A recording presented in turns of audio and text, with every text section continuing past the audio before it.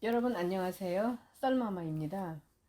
초등학교 3학년인 나는 70년대 어느 날 7살 된 동생을 데리고 아버지와 같이 서울 가는 버스를 탔습니다. 그날 앞좌석에는 칠순이 넘어 보이는 할머니 한 분이 앉아 계셨지요.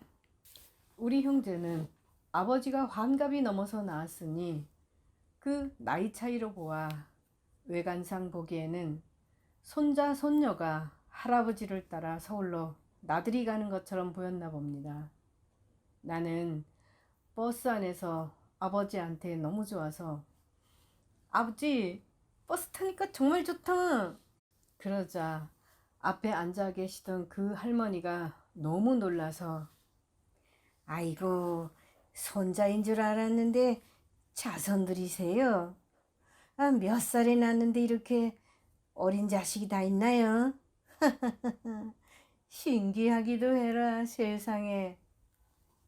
내가 그렇게 태어난 것은 사실 나의 인생 고생을 예고한 말이었습니다. 나는 그날 세상에 태어나서 처음으로 남들과 다른 나와 아버지 관계가 부끄럽다는 생각을 갖게 되었습니다. 그러네. 친구들 아버지는 다 젊은데 우리 아버지만 머리가 하얀 할아버지네. 아, 창피해라. 나는 왜 아버지가 할아버지일까? 한나절을 버스를 타고 나서 찾아간 곳은 아버지의 사망한 전 부인의 둘째 아들 집이니 나한테는 이복 오빠 집이었죠. 엄마보다도 나이가 한참 더 많은 이복 오빠는 70년대 전임 대통령의 대구사범 동문으로서 문교부에서 일을 하고 계셨습니다.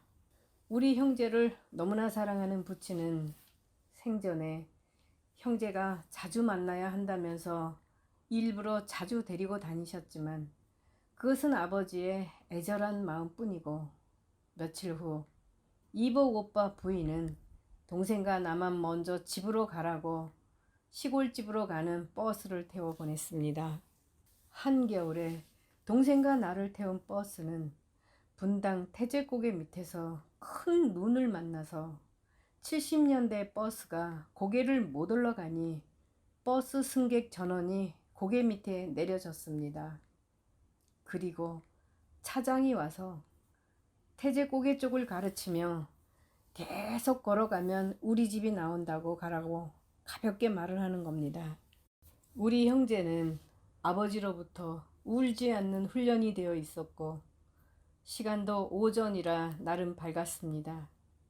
그때 그 길은 앞으로 맞이할 내 인생과도 같은 먼 길이었지요.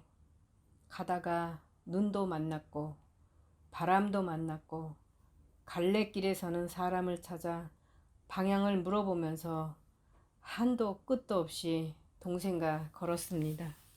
나는 걸을 만큼 걸었는데 모퉁이만 돌아서면 집인 줄 기대했는데 또 낯선 다른 동네가 나와서 눈물이 날 것 같아서 동생을 보니 동생도 눈물이 고이는 것을 참고 있는 것입니다. 내가 울면 동생도 바로 울을 것 같아서 누나는 집으로 가는 길을 잘 안다고 동생한테 거짓말을 했지요. 아버지는 우리를 어느 누가 이뻐한다고 서울 이복 오빠 집까지 데려가서 만석군의 상속자들이 자기 발로 길을 잃어버리게 기회를 만들어 주시는 것도 아니고 한겨울에 우리만 버스를 태워서 보냈는지 이복 오빠 부인이 저는 아직도 수수께끼입니다. 그날 하늘이 돕지 않았다면 눈보라 속에 동생과 나는 얼어서 죽었을 것입니다. 재산이 많고 호적이 복잡한 이런 가족관계는 생례적인 악연이 많은 법이지요. 아버지 역시 젊어서는 본인도 언젠가는 죽을 것이라고 알기는 했어도 믿지는 않으셨나 봅니다. 당신은 영원 불멸하리라고 착각을 하셨으니 환갑 나이에 20대 후반 엄마를 만나서 사남매나 낳으셨을 것입니다. 한 가문의 종손이셨던 아버지는 어머니보다 10살이나 더 많은 큰아들이 내 어머니를 팼고 대학생인 두 손자도 두드려 때려서 앞니가 다 빠지셔도 어머니는 그냥 고만이셨지요. 손자가 할머니를 패도 가문의 명예를 지키려고 전전긍긍 그런 폭행 사건을 아버지는 감추시기가 아주 바쁘셨습니다. 한국 전쟁 때 너무 굶으셨던 어머니는 인권보다도 그날 밥을 먹을 수 있는 것에 대해 인생을 걸으셨고 연연했던 분이십니다. 그냥 착한 백치이신 분이시지요. 어느 날부터인가 아버지는 아무리 오래 사셔도 우리들이 다 성장하는 것을 못 보실 것이라고 깊이 느끼셨나 봅니다. 종갓집 종손이시고 한 집성촌의 촌장으로서 조금도 흐트러짐이 없는 아버지 앞에서 어느 날 제가 너무 큰 실수를 한 적이 있었습니다. 저는 한 대 맞을 줄 알았는데 안 때리시더라고요. 이상해서 물었지요. 아버지, 저를 왜 안 때리세요? 너무나 슬픈 아버지의 그 표정, 내 가슴에 영원히 기억된 그 모습을 나는 그때 처음 보고 느꼈습니다. 나는 내가 어른이 되는 모습을 못 볼 텐데 내가 왜 너를 때리겠느냐? 고 말씀하시는 아버지의 슬픈 모습을 말입니다. 나의 기억의 아버지는 내가 초등학교 5학년 때 내 키에 딱 맞는 지게를 하나 손수 만들어 주셨습니다. 여자인 저는 동네 친구 창피해서 지게를 붙잡고 울었던 적이 있었지요. 아버지, 내가 여자인데 창피해서 어떻게 지게를 지고 다녀요? 네 엄마가 내 오빠를 낳았으면 좋았는데 없으니 내가 지게를 져야지. 우리 집에 지게 질 사람이 너밖에 더 있냐? 그렇게 초등학교 때부터 나는 지게를 지고 아버지를 따라 만석을 한다는 농토에 나갔습니다. 아버지는 저를 데리고 다니면서 농토에 집원을 알려주는 것이 아니라 조선시대 때부터 내려오는 관습적인 명칭을 외우게 하셨습니다. 큰언니가 있지만 양녀였고 둘째는 청각장애가 있으니 초등학생으로 어리지만 저한테 전적으로 의지하시는 아버지는 앞으로의 제 인생이 힘들 것이라는 것을 알고 계셨던 것입니다. 나이 많아서 자식을 두는 것은 우리 모두 신중해야 하지 않겠나요? 교육열이 높으셨던 아버지는 서울 둘째 이복 오빠가 일제강점기 대구사범 출신으로서 우리들의 교육을 맡겨보시려고 참 많은 애를 쓰고 다니셨습니다. 그러던 중 장손이 결혼하게 되었는데 종가에서는 선을 볼 때 어르신들이 전부 모여서 보는 관습이 있습니다. 그동안 손자 며느리감 선을 보러 7, 8차례 다녀오셨는데 어느 하루 아버지는 노발대발 하시면서 장손 결혼을 엄청나게 반대를 하시는 것입니다. 사연은 남의 산소짜리나 봐주는 지간집 딸이 장손의 여동생 친구라고 집에 들락거리다가 임신을 하였다는 것이었지요. 즉 혼전 애를 먼저 가졌다고 난리가 난 것입니다. 아버지는 이복 오빠한테 그 아이가 이 집에 들어오면 우리 가문이 망한다고 한사코 장손의 결혼을 막으셨습니다. 그러나 장손이 그 여자만 좋다는데 그걸 누가 이겨 먹겠습니까? 이런 종손 집안의 아버지는 이러지도 저러지도 못하고 난리가 난 것이지요. 저도 어리지만 아버지의 그런 어마어마한 역정이 이유 없이 걱정이 되었습니다. 손자 며느리는 임신을 빌미로 결혼하는 데 성공해서 딱 4개월 후 아버지 면전에서 땅 넘겨달라고 한마디 해왔습니다.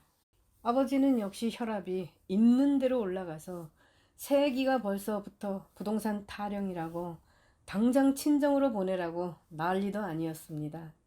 그런 와중에 내가 중학교에 들어가던 해 아버지는 우리 모두 공부하러 데리고 서울로 이주를 하였지요.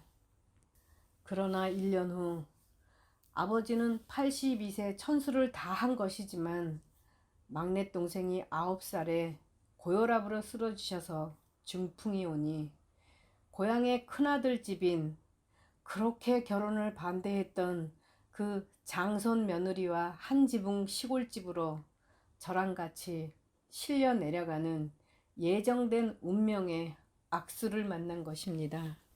문제의 장손도 아버지 눈앞을 가로질러 가는데 아버지가 그만큼 애타게 부르는데도 무시하며 꼿꼿하게 그냥 지나갔습니다. 이제 만 14살밖에 안 된 나는 아버지 재산으로 먹고 살면서 이럴 수 있나. 그때 너무 충격이 커서 장손자의 뒷모습이 다 사라지도록 넋을 놓고 쳐다보았습니다. 그런 속에서 7개월이 흐르자 오히려 아버지는 내 어깨를 붙잡고 걷기 시작하였지요.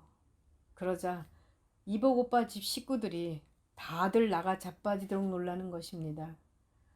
82살 노인이 기적적으로 일어나서 놀란 것이 아니라 그대로 죽지 않고 살아서 재산 뺏길까봐 놀란 것이었지요. 어느 날 장손의 처는 부엌에서 아버지 재산 부동산 등기부등본을 널어놓고 보다가 내가 부엌문을 모르고 확 열자 너무 화들짝 놀라 자빠지는 것이었습니다. 저한테 놀래켰다고 지나치리만큼 화를 벅벅 내는 모습을 보고 뭔가 해서는 안 될 짓을 하고 있다고 저는 깊이 느꼈습니다. 얼마 후 장손의 처는 아무 이유 없이 저를 어머니 집으로 가라고 버스표와 내 짐을 주면서 쫓아냈습니다. 아버지는 식사하실 때나 소대변을 보실 때 내 손이 절실하게 필요했는데도 불구하고 막무가내로 나가라고 했습니다. 내가 쫓겨난 후에는 일주일에 한 번 가족들과 함께 내려와 아버지를 볼 수 있었습니다. 아버지는 똥 싸신다고 밥을 안 주신다고 배고파하셨고 소대변을 아무도 안 치워 변이 아버지 등에 누룽지 늘듯한 것을 우리 식구들이 일주일에 한 번 치워드렸습니다. 생지옥이라는 게 따로 없었습니다. 아버지는 우리만 보시면 슬피 우셨지만 그렇다고 한국 전쟁 때 단신으로 피난 오신 어머니가 어떤 배경이 있는 것도 친척이 있는 것도 아니고 서울 전셋집은 주인이 못 들어오게 하고 참 우리는 답답하다 못해 하늘이 다 원망스러웠습니다. 더욱 종갓집 주변은 집성촌이라 경찰도 우리 편이 될 수는 없었습니다. 우리 가족 모두는 아버지가 이렇게 간접살해 방조당하시는 2달간의 모습을 두 눈에 똑똑히 저장하였습니다. 장손 가족들 얼마나 잘 살게 되는지 훗날 반드시 확인하고 싶었습니다. 아버지는 돌아가시는 순간까지 마주치기만 하면 어머니에게 애들 교육비는 서울 작은아들한테 또 생활비는 동네 이장한테 부탁하여 놓았으니 걱정하지 말라고 늘 우리를 안심시켜 주신 분입니다. 아버지 돌아가신 날 나는 서울 둘째 오빠를 장례식서 만났습니다.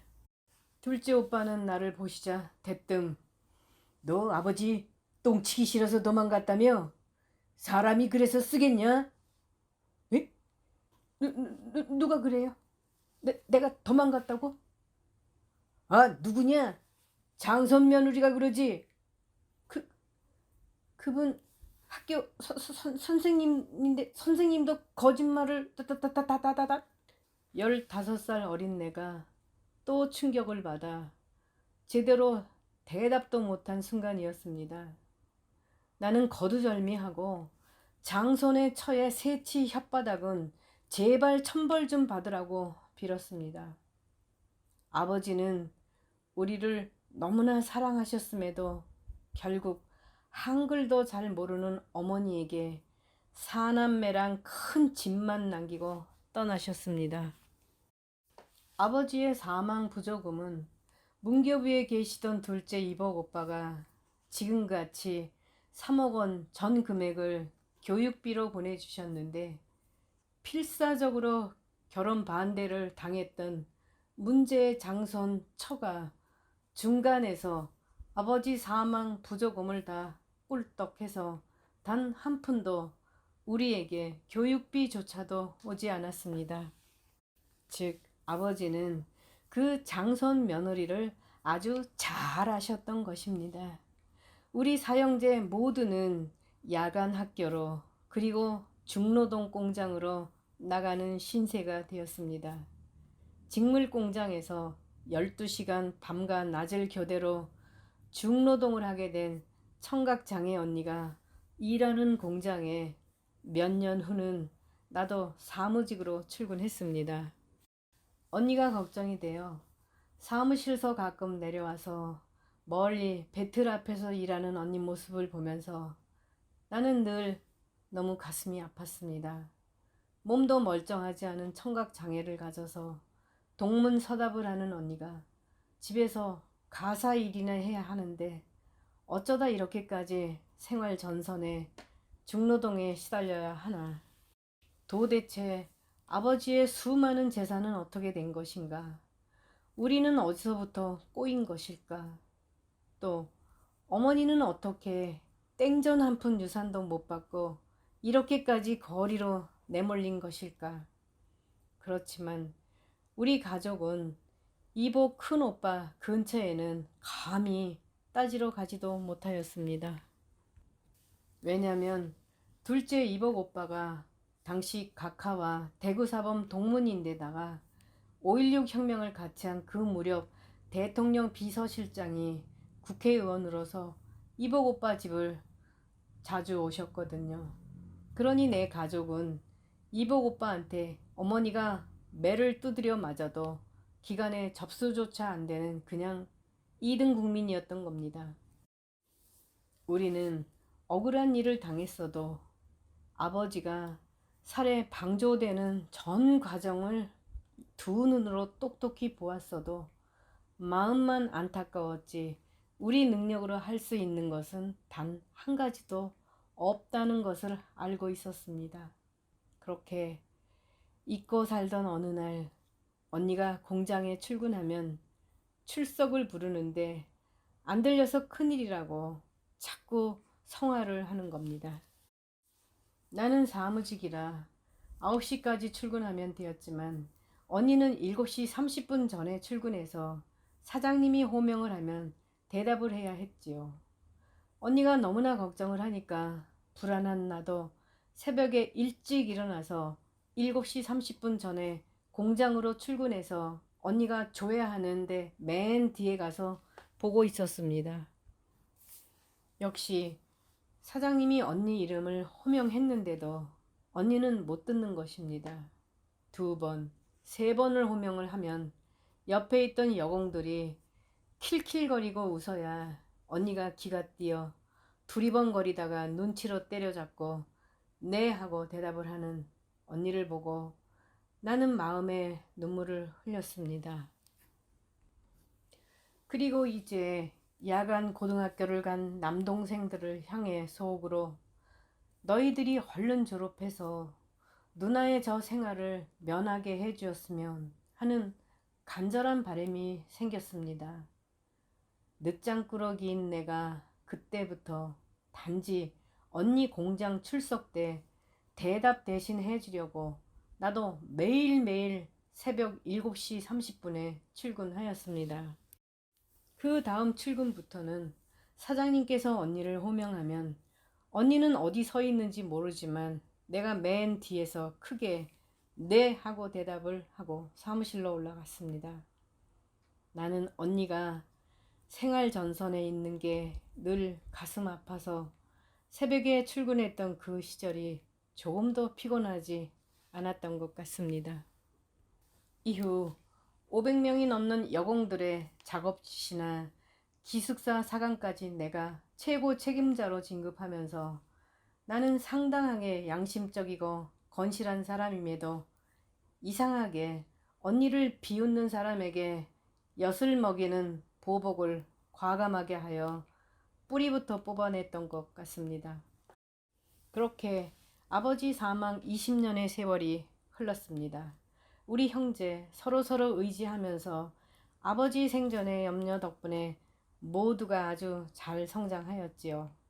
이복 오빠들을 본 지도 20년이나 지나 강산도 2번 변했습니다. 저는 동경에서 자리 잡았고 동생들도 모두 좋은 대학을 졸업하여 국익에 도움이 되는 일들을 하고 있었습니다. 60살 환갑이 넘어서 낳은 우리 어린 자식들이 이렇게 잘 성장한 것을 실제로 아버지가 본다면 좋아하실 정도로 경제적으로 사회적으로 잘 성장하였습니다. 20년 만에 어머니를 찾아온 큰 이복 오빠는 10살이나 어린 우리 어머니에게 머리를 조아리며 이렇게 사정사정했습니다. 어머니, 돈 좀 20억만 빌려주십시오.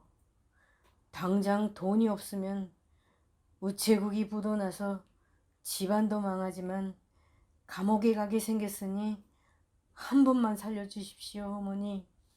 말도 안 되는 인생 역전인 것입니다. 어머니는 생전에 2년 전년 욕만 먹고 살다가 이복 오빠한테 어머니란 소리를 들으니 너무나 황홀한 나머지 일본서 아주 과거를 까맣게 잊고 사는 나한테까지 전화를 하여 당장 돈 꽂으라고 꾸지람을 다 하셨습니다. 그 거래가 2번째의 악연의 씨앗이 잉태된 것입니다. 처음부터 악마로 태어난 분은 딱 죽어야나 고쳐진다는 병이란 것을 우리는 잊으면 안 됩니다. 감사합니다.